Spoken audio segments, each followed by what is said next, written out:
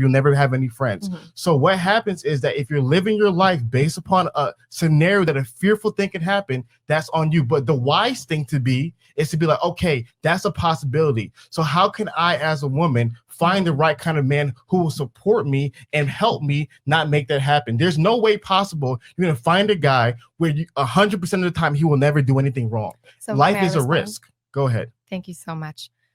Number one, I do think that being a woman in the world, you do have to live not in fear. Maybe fear is the wrong word to use, but you do have to be very, very conscious and cautious of all the dangers around you. And relationships can turn dangerous at a certain point. That's number one. I'm not saying I'm living out of fear. Not at all. Every relationship that I've been in. What does that mean, though? You just said relationships can turn dangerous at a certain point. No one's very fascinated about this, what you just shared. What do you mean by dangerous? You mean domestic violence? Also. Okay, so let's talk about domestic violence. You know what's fascinating? Do you know domestic violence in lesbian couples are the highest of all couples? I mean, whether it's lesbians or straights or anything, it doesn't matter. Being in a relationship where you're relying 100%, where you're codependent, is unhealthy, in my opinion. Codependent, respectfully. See, this is what happens when you create straw mans. When you make an extreme. So on one end of the extreme is codependency, where I have nothing without you. Another end of the extreme is where you're probably at. Independency, I am without you. But the healthy medium is interdependency, is that I could exist without you, but I not only want you, but I need you. So can I say, let me finish, because I'm be honest with you right now, the energy that you're on is masculine energy. Oh God, no. No, why? Because you're comfortable. And this is the problem. You're comfortable with having to usurp your way. So a lot of times there's no, when it is a relationship, when women say they want equality, there's no equality. There's no two kings in one castle. There's no two presidents in one country. There's no two CEOs of one company. There's always a leader and somebody submits to your leadership. You want to be in charge. I don't. I absolutely don't. I will say my dating style, I love a man who will support me, lift me up, help me. But at the same time, I'm not going to relinquish all of my power. I understand it, but what I'm saying is that what you're communicating is an idea which you feel like you represent. But I'm telling you right now, from even communicating with you, from this conversation, talk to hundreds of women, the energy that you have is very masculine energy. Oh my God. You can say all that you want, but the idea is you want somebody to join your team. You want somebody to join your program. You want someone to follow and support you. I want to join someone's team just the same. But that's not how it works. That's not how it works. When two companies merge, one company joins one company. When two kingdoms merge, one king joins one kingdom. And that's fine.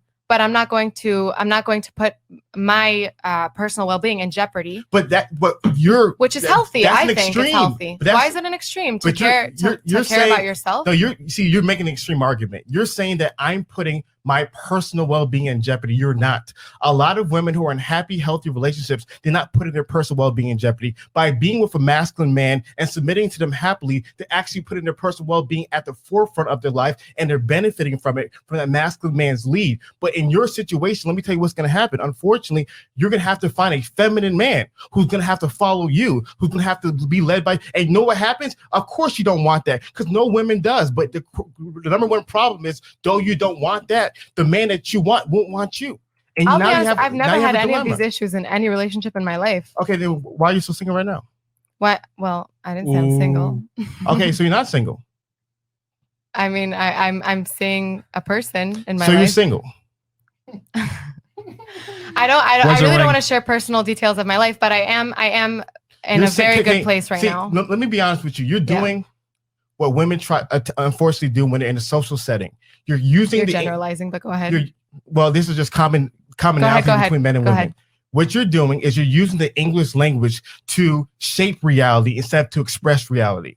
You see that you don't want people to look down upon you for being single. I'm not shaming you for being single. So therefore, let me finish. So therefore, you're trying to share, well, I'm not single. I may be single. You're single. So moving forward in this conversation, use English to express reality. And the reality of the matter is, yes, you are single. That's the truth. Okay, can I ask something? Go ahead. I keep losing my train of thought. You're confused because you're talking at me, and then you keep telling me not to interrupt, and then my train of thought loses me. So I do apologize. But why is it so important for people to strive to be in a relationship? my priority at the moment Of course it is, is. but let me just say, you preach this to men as well. You say, men, if you want a high value man, work on yourself, be better yourself. So I'm saying my job right now in life is to work on myself, become a better version of myself. I love it. And eventually, hopefully, I'll be able to be with a person who will deserve that. I love it. That's all. So my question to you, what are 3 things that you're working on today that's going to make you desirable to the high value man that you want? What are those 3 things that you're working on today? Social circles. I think that networking is very important. Okay. Another thing is I hope that I will be able to be successful in my life. And I mean, it's pretty shallow, but also I think that looks are important, and I take care of myself. Cool. So out of those 3 things that you mentioned, you said social circle, success, and looks. The only thing that really relevant to a high value man is going to be the looks. So the unfortunate reality is that a lot of women such as yourself, they say, I'm working on myself to be more desirable to a man. But the things that you're working on, a man does not want. Imagine a man saying, okay, I'm working on myself to be more desirable to women. And you know what I'm doing? I'm learning how to wear fluorescent dresses. Is he doing something that'll make him more desirable to women? There's probably a woman out there. Yeah, see, it's easy to make that argument. Let's be realistic. Is he doing something that's making him more desirable to top tier women? Probably not.